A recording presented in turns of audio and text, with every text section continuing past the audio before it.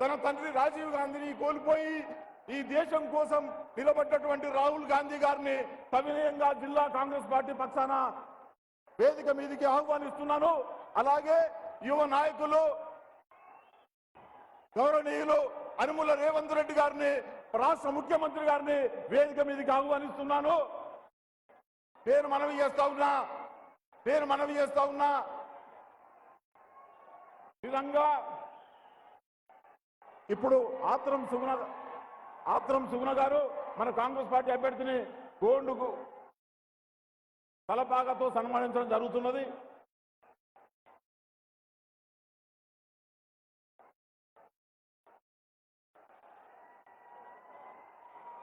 ఈ రోజు నేను సగౌరవంగా మనవి చేస్తా ఉన్నా, రేపటి కాబోయే దేశ ప్రధాని రాహుల్ గాంధీ గారు తెలంగాణలో మొట్టమొదటిగా మన ఆదిలాబాద్ లోక్సభ పరిధిలోని నిర్మల్ నుంచి ప్రచారం ప్రారంభించడం నిజంగా మన అదృష్టంగా నేను భావిస్తా ఉన్నా. అయ్యా రాహుల్ గాంధీ గారు, రేవంత్ రెడ్డి గారు, ఈ లోక్సభ ఫలితాన్ని కాంగ్రెస్ పార్టీ అభ్యర్థి ఆత్రం సుగుణ గారిని గెలిపించి మీకు బహుమానంగా ఇస్తామని చెప్పి ఈ సందర్భంగా నేను మనవి చేస్తా ఉన్నాను. ఆత్రం సుగుణ గారు ఒక ఇందిరమ్మ ఇంట్లోంచి ఒక ఉపాధి కూలీ నుండి ఒక ఉపాధ్యాయులుగా కాంగ్రెస్ పార్టీ అభ్యర్థిగా మన ముందుకు వచ్చింది. ఒక ప్రశ్నించే గొంతును, ఒక పోరాడే తత్వాన్ని పార్లమెంటుకు పంపాల్సిన బాధ్యత, ఆమెను కాపాడుకోవాల్సిన బాధ్యత మనందరి మీద ఉందని చెప్పి మీ అందరితో మనవి చేస్తూ, నాకు ఈ అవకాశం ఇచ్చిన మీ అందరికీ ధన్యవాదాలు తెలియజేస్తూ సెలవు తీసుకుంటున్నాను. జై కాంగ్రెస్, చేతు గుర్తుకే రాహుల్ గాంధీ గారి నాయకత్వం. ఇప్పుడు మన కాంగ్రెస్ పార్టీ లోకసభ అభ్యర్థిని శ్రీమతి ఆత్రం సుగుణ గారిని వచ్చి మాట్లాడవలసిందిగా ఆహ్వానిస్తున్నాను.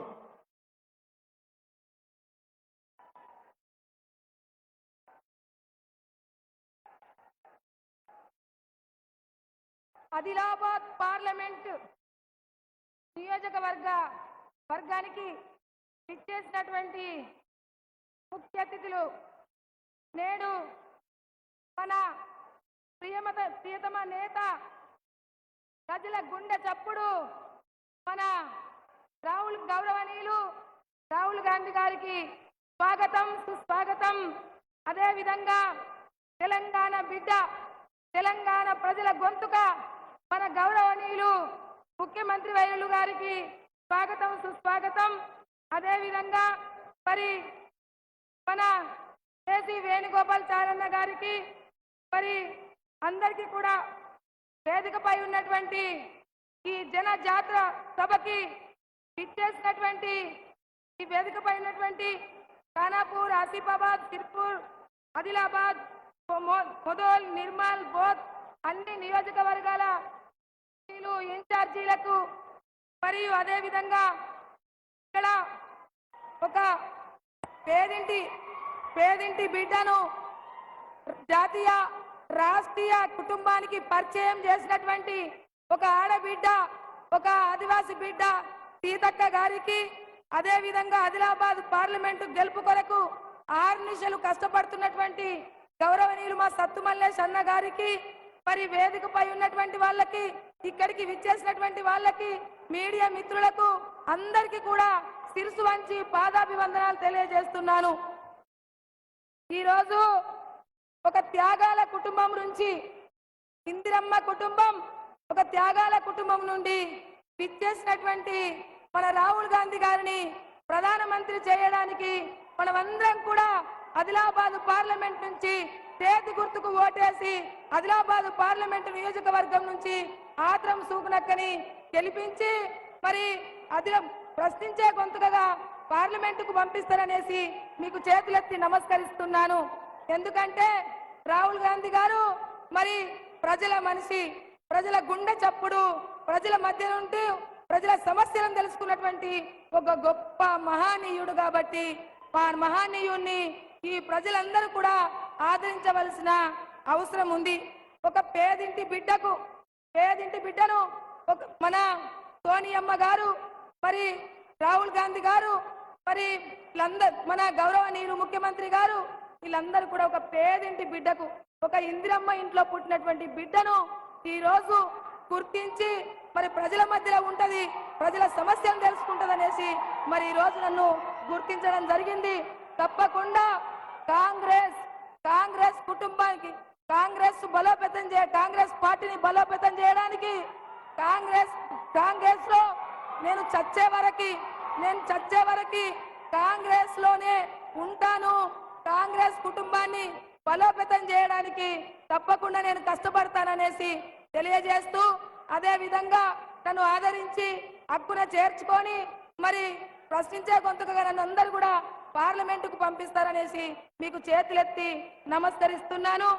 ఒక త్యాగాల కుటుంబం నుంచి విచ్చేసినటువంటి రాహుల్ గాంధీ గారిని ప్రధానమంత్రి చేయడానికి మీరందరూ కూడా కంకణబద్దులవుతారని కొంగు చాపి అడుగుతున్నాను.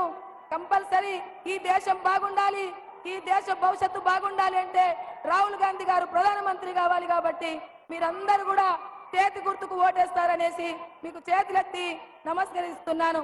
జై కాంగ్రెస్, జై కాంగ్రెస్. చేతి గుర్తుకే.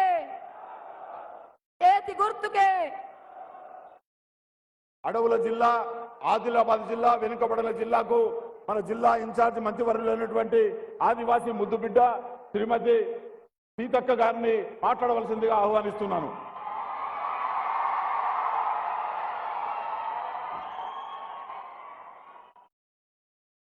త్యాగాల వారసత్వాన్ని మోస్తూ ప్రజల గొంతుకై, ప్రశ్నించే గొంతుకై, దేశ ఐక్యత కోసం, భారత రాజ్యాంగాన్ని రక్షించడం కోసం ఉక్కు సంకల్పంతో పోరాడుతున్నటువంటి అసమాన పోరాట యోధుడు మన నాయకుడు రాహుల్ గాంధీ గారికి తెలంగాణకు, ఆదిలాబాద్ పార్లమెంటుకు మనస్ఫూర్తిగా స్వాగతం, సుస్వాగతం.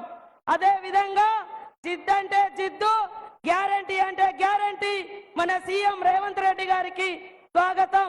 సోదరుడు విష్ణు అన్న గారికి, జిల్లా అధ్యక్షులకు, మరి మన క్యాండిడేట్ కు ఆత్రం సుగుణ గారికి, పెద్దలందరికీ కూడా స్వాగతం. మండ టెండల్లో అశేషంగా తరలి వచ్చినటువంటి మా అన్నలకు, తమ్ముళ్లకు, అక్కలకు, మీడియా సోదరులకు అందరికీ స్వాగతం. ఈ రోజు భారతదేశం అత్యంత ప్రమాదకరమైనటువంటి పరిస్థితి ఎదుర్కొంటుంది. ఆనాడు నెహ్రూ గారి నాయకత్వంలో అంబేద్కర్ గారు రచించినటువంటి భారత రాజ్యాంగాన్ని రూపుమాపి ఈ రోజు మోడీ గారు మనుధర్మ శాస్త్రాన్ని, కుల వ్యవస్థను, వర్ణ వ్యవస్థను తీసుకొచ్చి మధ్యయుగాల నాటి అణిచివేత, అస్పృశ్యత, అంటరానితనం తీసుకురాబోతున్న సందర్భంగా జరుగుతున్నటువంటి ఎన్నికలు. కాబట్టి దయచేసి మనందరి హక్కులను కాపాడేది భారత రాజ్యాంగం. ఈ రాజ్యాంగాన్ని కాపాడుకోవాలంటే మన రాహుల్ గాంధీ గారు ప్రధానమంత్రి కావాలి. అందుకనే ప్రతి ఒక్కరూ దయచేసి ఒక ఆడబిడ్డకు, ఒక ఆదివాసీ బిడ్డకు, 75 సంవత్సరాల తర్వాత ఒక మహిళకు మన ఆదిలాబాద్ పార్లమెంట్ లో అవకాశం వచ్చింది. మీరందరూ దయచేసి చేతి గుర్తుకు ఓటేయాలని పేరు పేరున కోరుకుంటా ఉన్నాను. ఈ జిల్లా అభివృద్ధి, ఈ నియోజకవర్గ అభివృద్ధి సీఎం రేవంత్ రెడ్డి గారిది, ఇన్ఛార్జ్ మినిస్టర్ గా నాది. కానీ బూతులలో 100కు 100% ఓట్లేసి ఆత్రం సుగుణను గెలిపించి అక్కడ ప్రధానమంత్రిగా మన రాహుల్ గాంధీ గారిని చేసుకుంటే, మన ఆదిలాబాద్ కు 10 ఏళ్ల నుంచి రైల్వే ఇవ్వలేదు, ఒక్క పని ఇవ్వలేదు. అభివృద్ధి అడిగితే అయోధ్య చూపెడతాడు. 2 crores 2 కోట్లు ఎవరు ఇయ్యరని చెప్పినటువంటి ఉద్యోగాలు అడిగితే రాముని చూపెడతాడు బీజేపీ వాళ్ళు. మీరు ఇళ్లకి వెళ్ళి ఒక్కటంటే ఒక్క పని, రోడేసిర్రా, మరి బడి కట్టిర్రా, ఇల్లు ఇచ్చిర్రా, లాస్ట్ కు గుడన్న మీ ఊర్లలో కట్టిరా ఈ బీజేపీ వాళ్ళు. ఆలోచించండి. దేవునికి పెట్టే అగర్బత్తి కూడా 5% జిఎస్టీ వేస్తా ఉన్నారు. కాంగ్రెస్ అంటేనే పేదల పార్టీ. సంపద పెంచడం, పేదలకు పంచడం. 3 తరాల ప్రధానుల కుటుంబంలో పుట్టిన రాహుల్ గాంధీకి ఈ రోజు వరకు కూడా సొంత ఇల్లు లేదు. కానీ కోట్లాది మందికి ఇందిరమ్మ ఇల్లులు కట్టించినటువంటి ఘనత సోనియమ్మది, ఇందిరమ్మది, రాహుల్ గాంధీ గారిది. అవునా కాదా ఆలోచించండి. తప్పకుండా ఈ జిల్లా అభివృద్ధి, మీ అందరి గ్రామాలలో సంక్షేమ ఫలాలు అందించే బాధ్యత నాది. మీరు మాత్రం దయచేసి ఒక్క అవకాశం. మోడీ అంటాడు కాంగ్రెస్ పార్టీ పరివార్ పార్టీ, కుటుంబ పార్టీ అని. ఒక్క రోజు కూడా పదవి లేకుండా 15-20 లక్షల తూటుబూట వేసుకునే మోడీ పేదల నాయకుడు కాదు, కార్పొరేట్ కంపెనీల నాయకుడు. పేదల నాయకుడు అంటే పేదలకు దగ్గరుండే నాయకుడు మన రాహుల్ గాంధీ. అందుకనే పేదల కోసం 100 రోజుల ఉపాధి హామీ చట్టం తెచ్చిర్రు, పేదల కోసం పోడు భూముల హక్కు చట్టం తెచ్చిర్రు, పేదల కోసం 81 కోట్ల మందికి రేషన్ కార్డులు ఇచ్చి ఆహార భద్రతా చట్టం తీసుకొచ్చిన ఘనత కాంగ్రెస్ పార్టీది. దయచేసి మన అందరి కోసం పోరాడుతున్నటువంటి గ్రేట్ వారియర్, పోరాట యోధుడు రాహుల్ గాంధీ అవసరం మనందరికి ఉంది, ఈ దేశానికి ఉంది. కాబట్టి ప్రతి ఒక్కరు కూడా చేయి గుర్తు మీద ఓటేసి గెలిపించాలని కోరుకుంటూ, చేతి గుర్తుకే, చేతి గుర్తుకే. మన తెలంగాణ ప్రజల గుండె చప్పుడు తెలంగాణలో సాగుతున్నటువంటి దురహంకార ప్రభుత్వ పాలనను అంతమొందించి ప్రజా పాలనను, ప్రజాస్వామిక పాలనను రాష్ట్రంలో తెచ్చినటువంటి మన తెలంగాణ హృదయాల గుండె చప్పుడైనటువంటి మన పిసిసి అధ్యక్షులు, రాష్ట్ర ముఖ్యమంత్రి వర్యులు గౌరవనీయులు యనమల రేవంత్ రెడ్డి గారిని మాట్లాడవలసిందిగా ఆహ్వానిస్తున్నాను. జై రేవంత్ రెడ్డి గారు.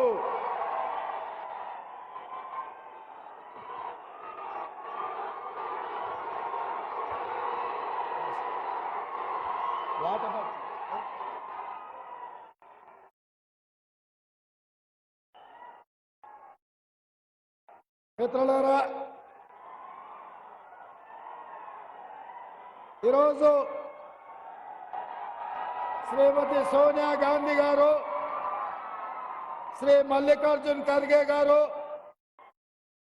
శ్రీ రాహుల్ గాంధీ గారు ఆదిలాబాద్ పార్లమెంటు నియోజకవర్గానికి కాంగ్రెస్ పార్టీ అభ్యర్థిగా అత్రం సుగుణను ఈ ఎన్నికల బరిలో దించితే అత్రం సుగుణను గెలిపించడానికి కశ్మీర్ నుంచి కన్యాకుమారి వరకు 150 రోజులు 4000 కిలోమీటర్లు మండు టెండల్లో, మంచు కొండల్లో నడిచి ఈ దేశంలో ఉండే దళితులు, గిరిజనులు, ఆదివాసీలు, బలహీన వర్గాల గుండె చప్పుడు విని ఈ దేశ ప్రజలకు న్యాయం చెయ్యడానికి కంకణబద్ధుడైన మన అభిమాన నాయకుడు శ్రీ రాహుల్ గాంధీ గారు ఈ రోజు నిర్మల్ నియోజకవర్గానికి ఆదిలాబాద్ పార్లమెంటు నియోజకవర్గంలో వారు వచ్చిండ్రు.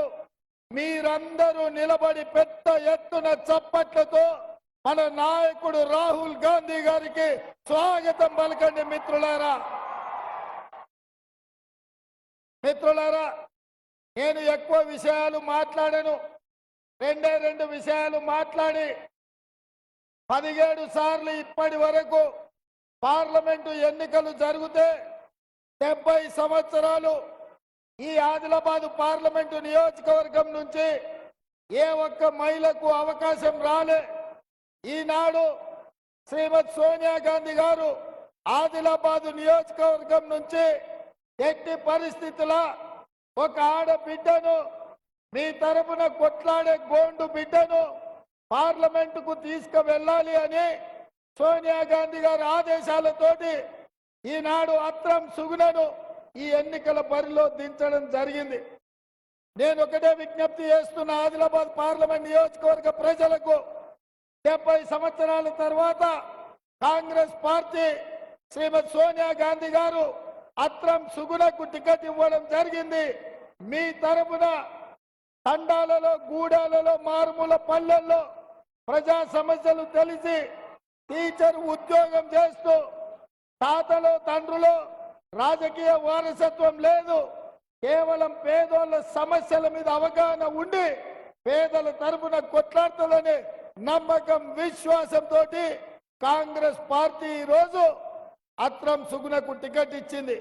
మీ పేదింటి బిడ్డను కొమరం భీం స్ఫూర్తిగా రామ్జీ గోండును ఆదర్శంగా తీసుకొని జల్ జమీన్ జంగల్ పేరు మీద భూ పోరాటాలు చేసి నిజాంలకు వ్యతిరేకంగా తుపాకీ ఎక్కుపెట్టిన కొమరం భీంను స్ఫూర్తిగా తీసుకొని మీరు అత్రం సుగుణను గెలిపించండి.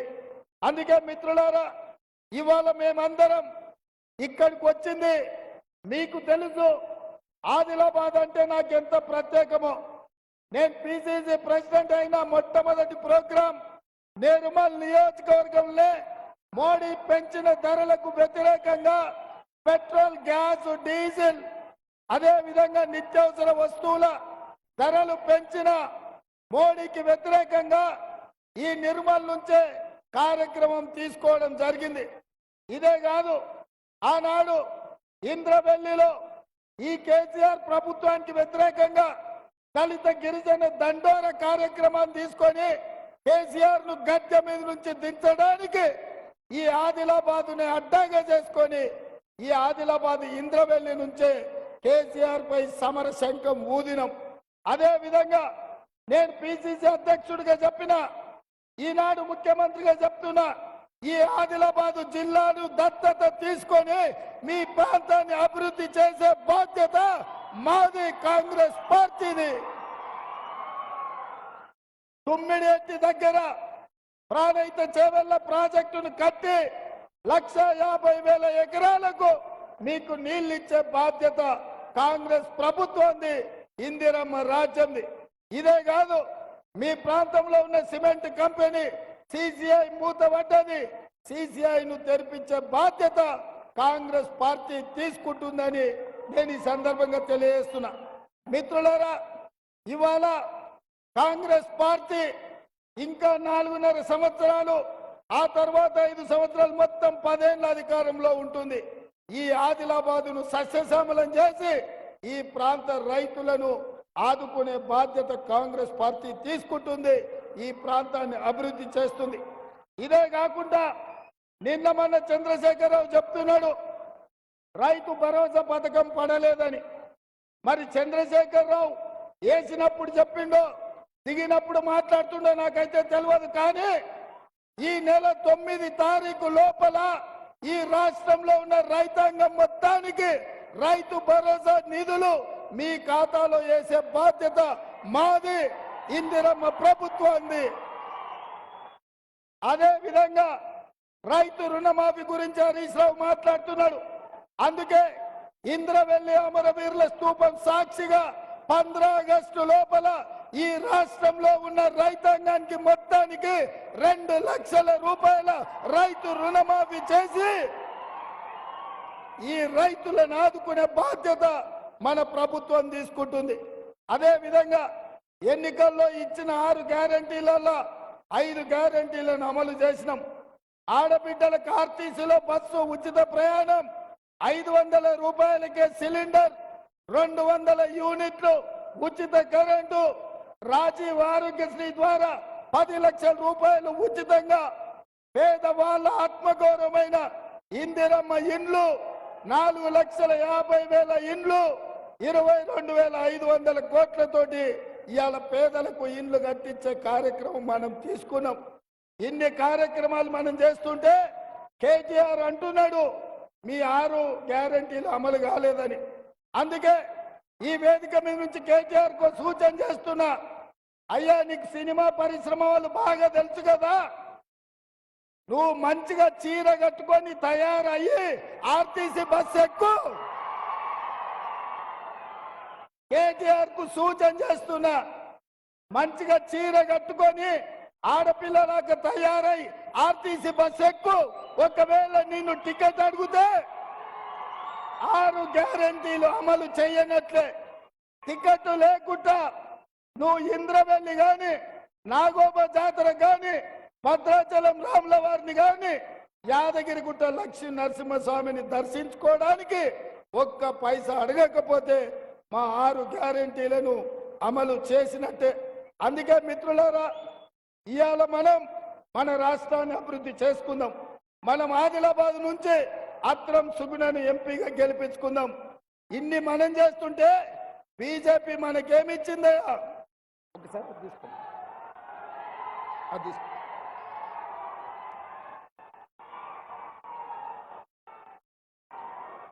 బీజేపీ తెలంగాణకి ఏమిచ్చింది? నేను మిమ్మల్ని అడుగుతా, బీజేపీ ఏమిచ్చిందంటే మీరు గాడిద గుడ్డ అనాలి. మోడీ ఏం తెచ్చిందంటే గాడిద గుడ్డ అనాలి. రెడీనా? Ready ready. బీజేపీ ఏమిచ్చింది? మోడీ ఏం తెచ్చిండు? బీజేపీ ఏమిచ్చింది? మోడీ ఏం తెచ్చిండు? బీజేపీ ఏమిచ్చింది? మోడీ ఏం తెచ్చిండు? మరి నేను అడుగుతున్న ఆదిలాబాద్ బిడ్డల్ని, మనకు గాడిద గుడ్డిచ్చిన బీజేపీకి కర్రు కాల్చి వాత పెడదామా లేదా? సిద్ధమా? బీజేపీకి కర్రు కాల్చి వాత పెడతారు కదా. అత్రం సుగుణకు 1,00,000 మెజారిటీతోని ఇక్కడ ఎంపీగా గెలిపించాలి. రెడీనా? నేను 1,00,000 అంటే మీరు పక్కా అనాలి. Okay okay. 1,00,000 1,00,000 1,00,000 1,00,000 1,00,000 1,00,000 1,00,000 1,00,000 1,00,000 1,00,000 1,00,000 1,00,000 1,00,000 1,00,000 1,00,000 జై కాంగ్రెస్, జై జై కాంగ్రెస్. హస్తం గుర్తుకే, హస్తం గుర్తుకే. ధన్యవాదాలు సోదరులారా. ఈ దేశం కోసం తమ కుటుంబాన్ని త్యాగం చేసినటువంటి కుటుంబం నుంచి గౌరవనీయులు రాహుల్ గాంధీ గారు మనను ఉద్దేశించి ప్రసంగించడానికి వచ్చారు. తన పసి ప్రాయంలోనే నాయనమ్మ ఇందిరాగాంధీని తన యవ్వనంలో తన పసితనంలో తండ్రిని కోల్పోయినటువంటి మన రాహుల్ గాంధీ నిగదీసి అడిగే మునగాడు. వీడు భూమిన వానైతాడు, బీద సాదల ధైర్యం వీడు, దోపిడి దొంగల భరతం పడతాడు. మన రాహుల్ గాంధీ దేశం బంగారు పోతే అవుతాడు. रेवंत रेड्डी जी, सीतक्का जी, कोदंड राम जी, कोजू पटेल जी, श्री हरि राव जी, वेणुगोपाल जी, इंद्रकरण रेड्डी जी, हमारे कैंडिडेट श्रीमती आत्राम सगुना जी, स्टेज पे कांग्रेस पार्टी के सीनियर नेता, हमारे प्यारे कार्यकर्ता, भाइयों और बहनों, प्रेस के हमारे मित्रों, आप सबका यहाँ बहुत बहुत स्वागत। इतनी गर्मी में आप आए, मेरी बात सुनने आए, इसके लिए दिल से आपका धन्यवाद करता हूँ। వేదిక మీద ఉన్న నాయకులు, సీనియర్ నాయకులు, మన ఆదిలాబాద్ క్యాండిడేట్ అయిన సుగుణక్క గారు, అదే విధంగా మీడియా మిత్రులు, ఇంత ఎండలో కూడా వేచి చూస్తూ ఎండలో చాలా దూరాల నుంచి వచ్చిన నా అక్కా చెల్లెళ్ళు, అన్నాదమ్ములకు నమస్కారాలు, ధన్యవాదాలు. ये जो चुनाव हो रहा है, ये दो विचारधाराओं के बीच में चुनाव हो रहा है। एक तरफ कांग्रेस पार्टी जो कॉन्स्टिट्यूशन को, संविधान को बचाने की कोशिश कर रही है, इस किताब की रक्षा कर रही है, और दूसरी तरफ बीजेपी और आरएसएस जो इस किताब को, संविधान को, आपके हक को खत्म करना चाहती है। ఈ దేశంలో జరుగుతున్నటి యుద్ధం రెండు సమూహాల మధ్య యుద్ధం. ఒక యుద్ధం భారత రాజ్యాంగాన్ని సర్వనాశనం చేయడానికి జరుగుతున్న ప్రయత్నం. మరొక సమూహం అయిన ఇండియా సమూహం భారత రాజ్యాంగాన్ని, ఈ దేశ ప్రజల హక్కులను కాపాడుతున్న సమూహం. जो भी हिंदुस्तान के गरीब लोगों को मिला है, आजादी के बाद जो भी आपको मिला, चाहे वो आपका जल हो, जंगल हो, जमीन हो, पब्लिक सेक्टर हो, रिजर्वेशन हो, मनरेगा हो, जो भी आपको मिलता है वो संविधान आपको देता है। ఈ దేశ వనరులైనటువంటి ఈ దేశ ప్రజలకు దక్కుతున్న ప్రతి సౌకర్యం, అది జంగల్, జమీన్, నీరు గాని, భూమి గాని, మీ హక్కులు గాని, మీ ఉద్యోగాలు గాని, ప్రతి ఒక్కటి ఈ భారత రాజ్యాంగం ద్వారా ఈ దేశ ప్రజలకు అందుతున్నాయి. और बीजेपी के नेताओं ने सीधा देश की जनता को कहा है कि अगर वो चुनाव जीतेंगे, वो इस संविधान को बदल देंगे, खत्म कर देंगे। బీజేపీ నాయకులు ఈ దేశ ప్రజలతోని చాలా డైరెక్ట్ గా ఒక విషయం చెప్పారు, మేము అధికారంలోకి వస్తే ఈ భారత రాజ్యాంగాన్ని తొలగిస్తామని. और अगर संविधान खत्म हो जाएगा तो रिजर्वेशन खत्म हो जाएगा। భారత రాజ్యాంగం ఏ రోజైతే తొలగిస్తారో ఈ భారతీయులు అనుభవిస్తున్నటువంటి రిజర్వేషన్లు కూడా వెళ్ళిపోతాయి. बीजेपी चाहती है कि पिछड़ा वर्ग, दलित वर्ग, आदिवासी वर्ग आगे ना बढ़े, पिछड़ा रहे। బీజేపీ అనుకుంటుంది ఎప్పుడు ఈ దేశంలో ఉన్నట్టు వెనుకబడిన కులాలు, బీదలు, దళితులు, గిరిజనులు వాళ్ళ హక్కులు లాక్కోవాలని, వాళ్ళను వెనుకకు ప్రాలదోలాలని. पूरा का पूरा काम वो 22-25 अरबपतियों के लिए करते हैं। వారి యొక్క ప్రయత్నం ఎప్పుడు ఈ భారతదేశంలో ఉన్నటువంటి కొంతమంది ధనికులకు మాత్రమే వాళ్ళ ప్రయత్నాలు జరుగుతూ ఉంటాయి. 22-25 लोगों का नरेंद्र मोदी जी ने 16 लाख करोड़ रुपया कर्जा माफ किया है। ఈ దేశంలో ఉన్నటువంటి ధనికుల కోసం దాదాపు 16 లక్షల కోట్ల రూపాయలు నరేంద్ర మోడీ గారు దారాదత్తం చేశారు. 16 लाख करोड़ रुपए मतलब 24 साल का मनरेगा का पैसा नरेंद्र मोदी जी ने 22 लोगों को दिया। ఈ 16 లక్షల కోట్లు అంటే ఈ దేశంలో ఉన్నటువంటి మన్రేగా ద్వారా 25 కోట్ల రూపాయలను ఈ దేశంలో ఉన్నటువంటి బీదలకు పంచే ప్రయత్నం చేయవచ్చు. हम मनरेगा लागू करते हैं, प्रेस वाले कहते हैं देखो मजदूरों की आदत खराब कर रहे हैं। మేము ఈ మన్రేగా పద్ధతి ద్వారా ఈ దేశంలో ఉన్న ప్రజలకు సహాయం చేయాలనుకుంటే మన మీడియా మిత్రులు అంటారు ఈ దేశ ప్రజలను మీరు సోమరి పనులు చేస్తున్నారని. हम किसानों का कर्जा माफ करते हैं, मीडिया वाले कहते हैं, बीजेपी वाले कहते हैं देखो किसानों की आदत खराब कर रहे हैं। మేము రైతుల యొక్క రుణమాఫీ చేయాలనుకుంటే నా మీడియా సోదరులు అంటారు రైతులకు వీళ్ళు ద్రోహం చేస్తున్నారు, రైతులను వీళ్ళు సోమరి పనులు చేస్తున్నారు అని అంటారు. मगर नरेंद्र मोदी 16 लाख करोड़ रुपए अरबपतियों का कर्जा माफ करते हैं, मीडिया कहती है देखो विकास हो रहा है। కానీ ఈ మీడియా మిత్రులు మాత్రం ఈ దేశంలో ఉన్నటువంటి ధనికులకు 16 లక్షల కోట్లను మాఫీ చేస్తే చూడండి ప్రగతి జరుగుతుంది అని ఈ మీడియా మిత్రులు అంటారు. आज 22 लोगों के पास उतना ही पैसा है जितना 70 करोड़ हिंदुस्तानियों के पास है।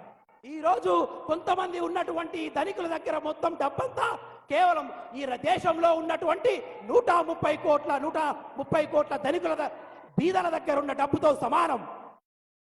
तो ये कांग्रेस पार्टी बदलने जा रही है।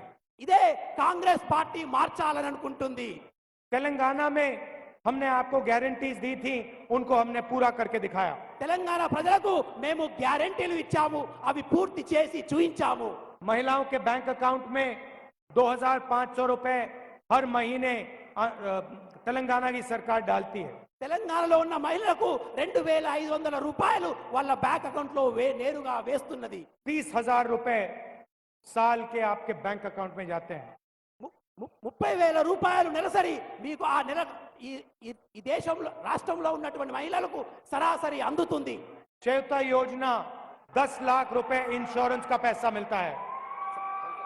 चेता हेल्थ इंश्योरेंस ఆరోగ్య భద్రత ద్వారా ఈ రాష్ట్రంలో ఉన్నటువంటి ప్రతి ప్రజలకు 10 లక్షల రూపాయల ఆరోగ్యశ్రీ అందుతుంది. गैस सिलेंडर हमने 500 रुपए का कर दिया। గ్యాస్ సిలిండర్ 500 రూపాయలకే మేము తెలంగాణలో అందిస్తున్నాము. 200 यूनिट बिजली फ्री में देते हैं 200 యూనిట్ల ఉచిత విద్యుత్తును రాష్ట్ర ప్రజలకు అందిస్తున్నాము.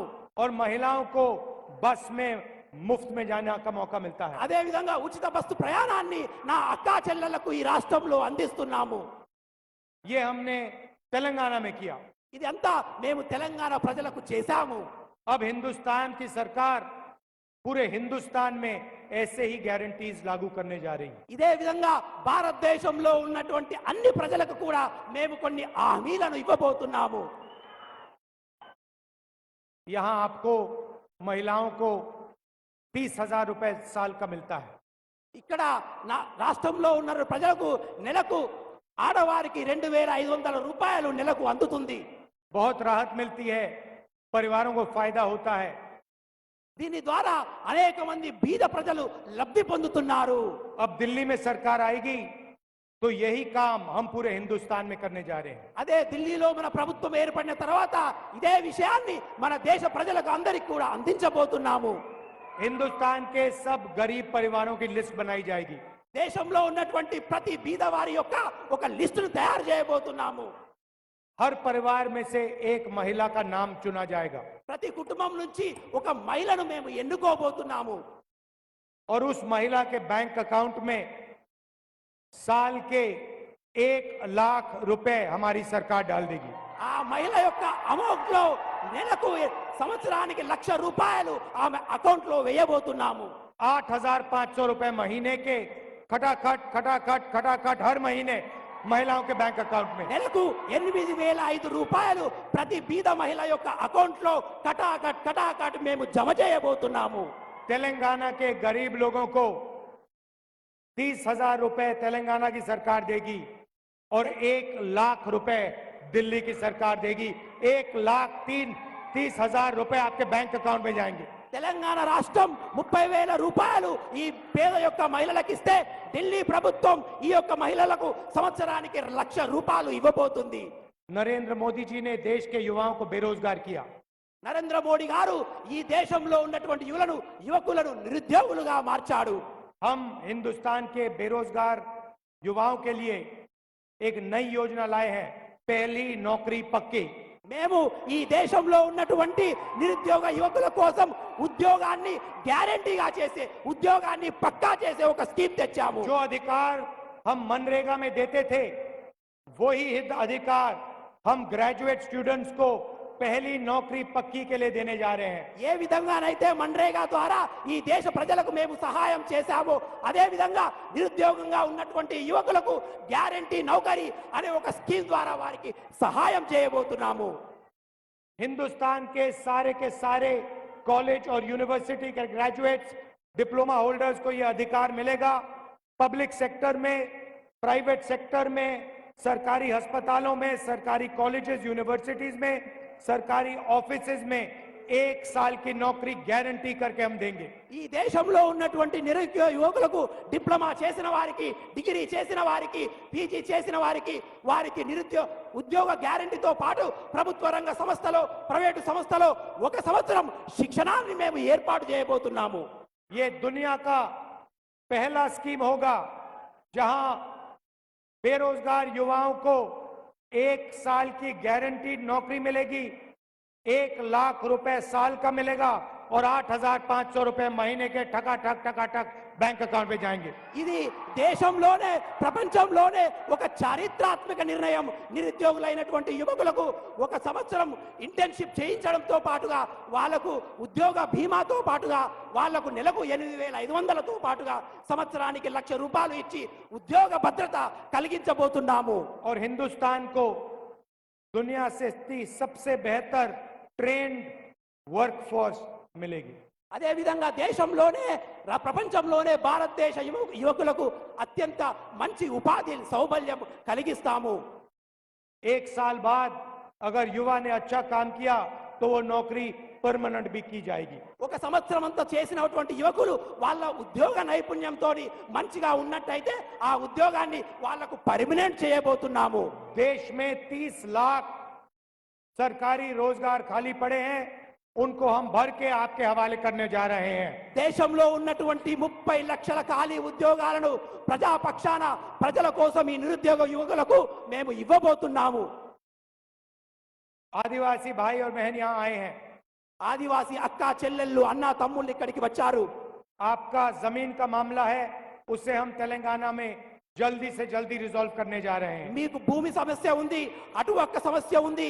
మేము తెలంగాణ ప్రభుత్వంలో, తెలంగాణ రాష్ట్రంలో వీలైనంత త్వరగా దాన్ని మేము చేయబోతున్నాము. हम आपको आदिवासी कहते हैं। आदिवासी का मतलब वो लोग जिनका पहला अधिकार, जमीन पर पहला अधिकार है।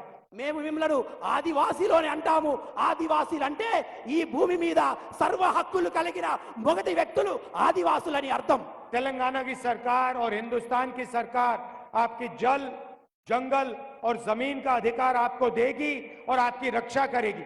తెలంగాణ ప్రభుత్వం ఈ రాష్ట్రంలో ఉన్నటువంటి ఆదివాసుల యొక్క నీరు మీద, భూమి మీద, గాలి మీద, అటవీ మీద మీకు సర్వ హక్కులు ఇవ్వబోతుంది. तेलंगाना में गरीबों की सरकार है, आदिवासियों की, पिछड़ों की, दलितों की सरकार है। दिल्ली में भी वैसी सरकार बनने जा रही है। తెలంగాణ రాష్ట్రంలో ఉన్నటువంటి ప్రజల రాష్ట్రం ఇది. ప్రజా ప్రభుత్వం, ప్రజల యొక్క ప్రభుత్వం, ప్రజల పక్షాన ఆలోచించే ప్రభుత్వం. కాబట్టి రేపు ఢిల్లీలో కూడా మేము ప్రజా ప్రభుత్వాన్ని ఏర్పాటు చేయబోతున్నాము. श्री तक्का जी ने अभी मुझे बताया कि यहाँ पे मनरेगा बहुत जरूरी है। సీతక్క గారు చెప్పారు నాకు ఇక్కడ మన్రేగా అనే స్కీమ్ చాలా అవసరమని. आपको आज यहां मनरेगा में 250 रुपए मिलता है। ఉపాధి సీతక్క గారు చెప్పారు ఉపాధి హామీ పథకం అనేది ఈ ప్రజలకు చాలా అవసరమని నాకు చెప్పారు 250 रुपए मनरेगा का मिलता है आपको। 2500 రూపాయలు ఈ ఉపేద హామీ కార్యక్రమం ద్వారా మీకు అందుతుంది हमारी सरकार आएगी तो हम 400 रुपए मनरेगा में दे देंगे। ఈ యొక్క ఉపాధి హామీ పథకం ద్వారా మీకు నెలకు రోజుకు 400 రూపాయల పక్కా వేతనాన్ని మేము ఇస్తాము और आशा और आंगनवाड़ी में जो महिलाएं काम करती हैं, आपकी आमदनी हम दुगनी करने जा रहे हैं। ఎవరైతే కార్మిక మహిళలు ఉన్నారో వారి యొక్క ఆదాయాన్ని కూడా మేము రెట్టింపు చేయబోతున్నాము भाइयों और बहनों, देश में 50% पिछड़ों की आबादी है। ఈ దేశంలో 50% కన్నా ఎక్కువ వెనుకబడిన కులాల వాళ్ళ యొక్క సంఖ్య ఉన్నది 15% दलितों की आबादी है। 15% దళితుల యొక్క వ్యవస్థ వాళ్ళ సంఖ్య ఉన్నది 8% आदिवासियों की आबादी है। 8% ఆదివాసుల యొక్క జనాభా ఉన్నది 15% माइनॉरिटीज हैं 15% మైనారిటీస్ ఉన్నారు और 5-6% गरीब जनरल कास्ट के लोग हैं। 5-6% అగ్ర కులాలలో ఉన్నటువంటి బీదవారు ఉన్నారు अगर आप इन सबको मिला दें, 90% से ज्यादा आबादी इनकी है। వీళ్ళందరినీ మనం కూడగలిస్తే దాదాపు 70-72% కన్నా ఎక్కువ సంఖ్య ఉంటుంది मगर हिंदुस्तान की कोई भी संस्था में इनकी जगह नहीं है। కానీ వీరి యొక్క గురించి దేశంలో ఉన్నటువంటి ఏ ప్రభుత్వాలు కూడా ఆలోచించవు मीडिया में आप देखिए आपको एक पिछड़े वर्ग का नहीं मिलेगा। मीडिया में आप देखिए आपको एक पिछड़े वर्ग का व्यक्ति नहीं मिलेगा, एक दलित नहीं मिलेगा, एक आदिवासी नहीं मिलेगा।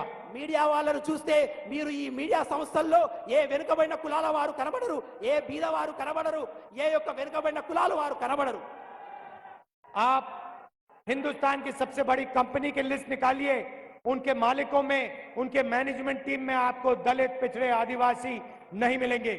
మీరు దేశంలో ఉన్నటువంటి ప్రగతి పదంలో నడుస్తున్న పెద్ద పెద్ద ఫ్యాక్టరీల యజమానులు చూస్తే ఆ యజమానుల లిస్టుల్లో బీదవారు గాని వెనుకబడిన కులాలు వారు గాని దళితులు గాని ఆదివాసులు గాని మీకు ఎక్కడా కనబడరు 90% आबादी में से आपको कोई नहीं मिलेगा वहां पे। కాబట్టి వీళ్ళందరికీ కూడా ఎటువంటి సదుపాయాలు కూడా అందవు सरकारों में देखिए, दिल्ली की सरकार को 90 ब्यूरोक्रेट चलाते हैं। దేశంలో ఉన్నటువంటి 90% ఈ భారతదేశాన్ని నడిపించేటటువంటి అత్యధికమైన ఆఫీసర్లు ఐఏఎస్ ఆఫీసర్లు ఉంటారు उसमें 3 पिछले वर्ग के हैं, 3 दलित हैं और 1 आदिवासी है। వారిలో 3 వెనుకబడిన కులాల వారు 3 దళితులు 1 ఆదివాసులు మాత్రమే ఉన్నారు और उनको छोटा सा काम दे रखा है, बड़ी बड़ी मिनिस्ट्रीज में वो है ही नहीं। They not in big ministries. కాబట్టి అటువంటి ఎవరైతే వెనుకబడిన కులాల వాళ్ళ ఉన్నటువంటి ఆఫీసర్లు ఉన్నారో వాళ్ళు అధిక ప్రాధాన్యం ఉన్నటువంటి వ్యవస్థలో గాని డిపార్ట్మెంట్ లో గాని ఉండరు 50% पिछड़ों की आबादी है और आपके 3 लोग हैं 90 में से। 50% వెనుకబడిన వాళ్ళు కులాలు ఉంటే కేవలం వాళ్ళను ప్రాతినిధ్యం వహించే 3 ఆఫీసర్లు మాత్రమే ఉన్నారు आदिवासियों की आबादी 8% है, आपका एक व्यक्ति है 90 में से। 8% మాత్రం ఆదివాసులు ఉన్నారు కానీ వాటి నుండి ప్రాతినిధ్యం వహించే వాళ్ళు కేవలం ఒక్కరే ఆఫీసర్ ఉన్నారు दलित 15% है, दलित 90 में से 3 हैं। దళితులను ప్రాతినిధ్యం వహించే 15% ఉంటే కేవలం వాళ్లకు సురక్షితం చేసే ఆఫీసర్లు ప్రాతినిధ్యంలో కేవలం 3 మాత్రమే ఉన్నారు और अगर आप दलित, आदिवासी और पिछड़ों को जोड़ो तो अगर हिंदुस्तान की सरकार 100 रुपए खर्च करती है तो आदिवासी, दलित और ओबीसी अफसर 6 रुपए 10 पैसे खर्च करते हैं। అయితే ఈ దళితులు ఆదివాసీలు వెనుకబడిన కులాల వాళ్ళు అందరికీ కూడా మనం 100% డబ్బులు ఇవ్వాలనుకుంటే కానీ ఇది భారతదేశ ప్రభుత్వం కేవలం 6% మాత్రమే వాళ్లకు ఖర్చు చేస్తుంది आप सोचिए, आदिवासी 8% है हिंदुस्तान में, मगर अगर बजट में 100 रुपए खर्च होते हैं तो आदिवासी अफसर सिर्फ 10 पैसे का निर्णय लेते हैं। 100% బడ్జెట్ ఈ దేశ ప్రజలకు కేటాయిస్తే దాంట్లో 8% ఆదివాసీలు ఉంటే కానీ ఈ ప్రభుత్వం వాళ్లకు 10 పైసల శాతాన్ని మాత్రమే వాళ్లకు అందిస్తున్నది इसीलिए दलितों के लिए, आदिवासियों के लिए, पिछड़ों के लिए, गरीब जनरल कास्ट के लिए, माइनॉरिटीज के लिए सबसे जरूरी काम जाति जनगणना కాబట్టి ఈ వెనుకబడిన కులాల వారి కోసం, దళితుల కోసం, ఆదివాసీల కోసం వాళ్ళ సమస్యల నుండి లేవనెత్తడానికి ఈ దేశంలో జాతి కుల గణనను కాంగ్రెస్ పార్టీ చేపట్టబోతుంది. जो हमने तेलंगाना में किया है और पूरे हिंदुस्तान में हम करने जा रहे हैं। ఏదైతే మేము తెలంగాణలో చేయాలనుకుంటున్నామో చేశామో అది పూర్తి భారతదేశంలో మేము చేయబోతున్నాము. इससे हिंदुस्तान की राजनीति बदलने जा रही है, దీని ద్వారా దేశంలో ఉన్నటువంటి రాజకీయ ముఖ చిత్రం మారబోతుంది. क्योंकि हिंदुस्तान के गरीब लोगों को 90% लोगों को अपनी आबादी के बारे में और अपनी हिस्सेदारी के बारे में पता लग जाएगा। ఎందుకంటే ఈ దేశంలో ఉన్నటువంటి ఈ 90% ప్రజల యొక్క వాళ్ళ హక్కులు, వాళ్ళ పైసలు, వాళ్ళ నిధులు వాళ్ళకు అందాలి. हिंदुस्तान की हर संस्था का हम सर्वे कराएंगे। దేశంలో ఉన్నటువంటి ప్రతి వర్గం, ప్రతి ఇన్స్టిట్యూషన్ యొక్క మేము సర్వే కుల గణన చేయించబోతున్నాము. ये पता लगाएंगे कि पिछड़ों के पास कितना धन है, दलितों के पास कितना धन है, आदिवासियों के पास कितना धन है, गरीबों के पास कितना धन है। ఈ ఆర్థిక సర్వే ద్వారా దళితుల దగ్గర ఎంత ధనం ఉంది, వెనుకబడిన కులాల వద్ద ఎంత ధనం ఉంది, ఆదివాసుల యొక్క ఆర్థిక స్థితిగతులు ఏంది మేము తెలుసుకోబోతున్నాము. और जाति जनगणना के बाद तेलंगाना में, पूरे हिंदुस्तान में एक नई राजनीति होगी। ఈ జాతి కుల గణన ద్వారా తెలంగాణ రాష్ట్రంలో ఒక కొత్త రాజకీయ వ్యవస్థను మేము సుస్థిరం చేయబోతున్నాము. नरेंद्र मोदी जी रिजर्वेशन के खिलाफ हैं। నరేంద్ర మోదీ గారు ఈ రిజర్వేషన్లకు వ్యతిరేకంగా ప్రవర్తిస్తారు. वो आपसे रिजर्वेशन छीनना चाहते हैं। వారు మీ దగ్గర నుంచి ఆ రిజర్వేషన్ ను లాక్కోవాలని ప్రయత్నిస్తున్నారు.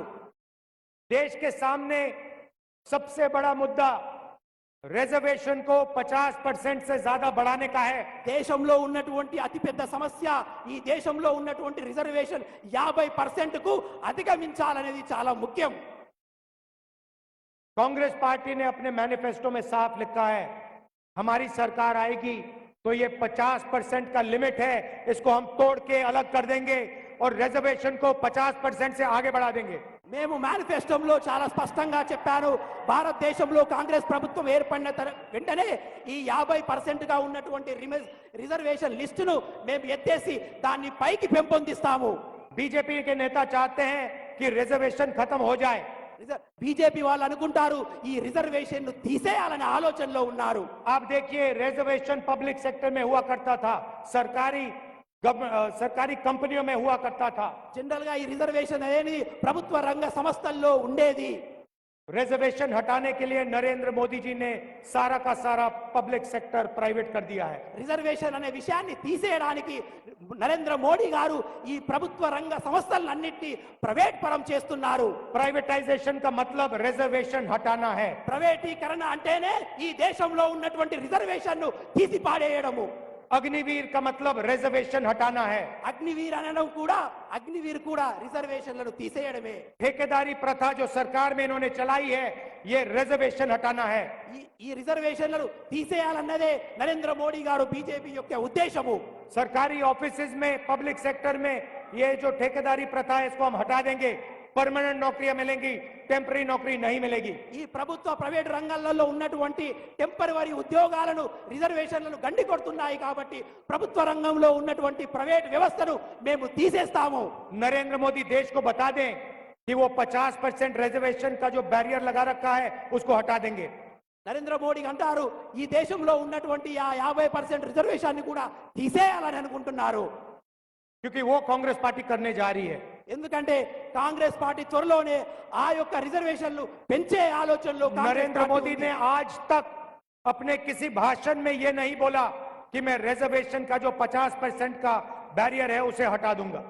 ఇంతవరకు నరేంద్ర మోడీ గారు తన ప్రసంగాలలో ఎక్కడ కూడా చెప్పలేదు మేము 50% ఉన్న రిజర్వేషన్ని పైకి పొడిగిస్తామని ఎక్కడ కూడా మాట్లాడలేదు. उल्टा नरेंद्र मोदी और उनके विचारधारा वाले लोग कॉन्स्टिट्यूशन को खत्म करना चाहते हैं, आदिवासियों को वनवासी कहते हैं, प्राइवेटाइजेशन करते हैं। అంతేకాకుండా నరేంద్ర మోడీ గారు వారి యొక్క వ్యక్తులు ఈ యొక్క భారత రాజ్యాంగాన్ని కూలగొట్టాలని ప్రయత్నమే కాకుండా భారతదేశంలో ఉన్నటువంటి రిజర్వేషన్ వ్యవస్థను సర్వనాశనం చేయాలని ప్రయత్నిస్తున్నారు. हम सबको मिलकर संविधान की रक्षा करनी है, रिजर्वेशन बढ़ाना है और ये जो अमीरों की सरकार चला रहे हैं, 22 लोगों की सरकार चला रहे हैं, इनको हटाना है और गरीबों की सरकार लानी है। किसानों की, मजदूरों की, पिछड़ों की, दलितों, आदिवासियों की सरकार लानी है। మనందరం కలిసి ఈ దేశ భద్రత కోసం ఈ భారత రాజ్యాంగాన్ని కాపాడాలి, ప్రజలను కాపాడాలి, దళితులను కాపాడాలి, ఆదివాసీలను కాపాడాలి, నిరుద్యోగులను కాపాడాలి, ఈ దేశంలో రాజ్యాంగాన్ని పరిరక్షించుకోవాలి। भाइयों और बहनों, मैं कन्याकुमारी से कश्मीर 4000 किलोमीटर चला। నేను భారత్ జోడో యాత్ర ద్వారా కన్యాకుమారి నుంచి కశ్మీర్ దాకా 4000 కిలోమీటర్లు నడిచాను। तेलंगाना से निकला। తెలంగాణలో కూడా పాదయాత్ర కొనసాగింది। करोड़ों लोग यात्रा में शामिल हुए। కోట్లాది ప్రజలు ఈ యాత్రలో పాల్గొన్నారు। और जो बीजेपी नफरत फैलाती है उसके खिलाफ हम लड़े और उनको हमने तेलंगाना में हराया। ఈ బీజేపీ ప్రజలు ఏదైతే విద్వేషాలను, కోపాలను ఈ రాష్ట్రంలో రెచ్చగొడుతున్నారో వాటిని మేము ప్రేమగా మార్చి ఈ రాష్ట్రంలో ప్రభుత్వాన్ని స్థాపించాము। नफरत के बाजार में मोहब्बत की दुकान हम सब ने खोली। మేము విద్వేషపు వీధుల్లో ప్రేమ పూరిత దుకాణాలు తెరిచాము। वही हम दिल्ली में करने जा रहे हैं। అదే విషయాన్ని మేము ఢిల్లీలో కూడా చేయబోతున్నాము। ये जहां भी जाते हैं नफरत फैलाते हैं, एक भाई को दूसरे भाई से लड़ाते हैं। हम मोहब्बत फैलाते हैं, हम इज्जत दिलवाते हैं और हम गरीबों की सरकार चलाते हैं। వీళ్ళు దేశ ప్రజల మధ్య విద్వేషాలు రెచ్చగొడతారు, అన్న తమ్ముళ్ళ మధ్య కోపాలు సృష్టించారు। మేము ఆ విద్వేషాన్ని రూపుమాపి ప్రేమను ఈ దేశంలో సుస్థిరంగా చేయబోతున్నాము। यहाँ पे हमारी एक महिला कैंडिडेट है। ఇక్కడ మన మహిళా అభ్యర్థి ఆదిలాబాద్ పార్లమెంట్ నుంచి పోటీ చేస్తున్నారు। सुगना जी को भारी बहुमत से आप जिताइए। సుగుణక్కను అత్యధిక మెజారిటీతో మీరు గెలిపించండి। इनको लोकसभा भेजिए వీరిని లోక్సభకు పంపించండి। कि तेलंगाना की और तेलंगाना के गरीब जनता की ये सेवा कर पाए। ఈమె తెలంగాణ యొక్క బీద ఆదివాసి ప్రజల పట్ల, దళితుల పట్ల ఈమె కొట్లాడే గొంతుగా పార్లమెంటుకు పంపించాలి।